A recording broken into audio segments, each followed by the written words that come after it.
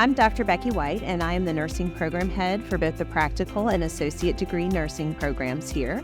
I have been here for just over 10 years, starting as an adjunct in the practical nursing program, and then grew throughout my role to professor of nursing over these last few years. And I teach in both programs as well, and that's what I do here. And I have always had a passion for this college. We're involved in various things throughout Gloucester County.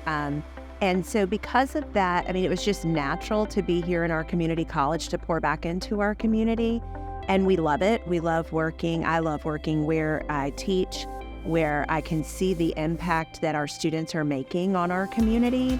And it's really great to go into our rural facilities and see our graduates and all that they're pouring into our community.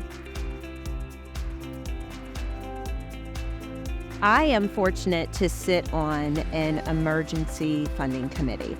And so although you may not qualify for a Pell Grant, that shouldn't stop you. Here at RCC, we have our Pell, we have our state aid, we have our scholarship program, and we have our G3. I always tell students there is no financial reason that you cannot attend Rappahannock Community College because the support is there. You just have to do the work to get there.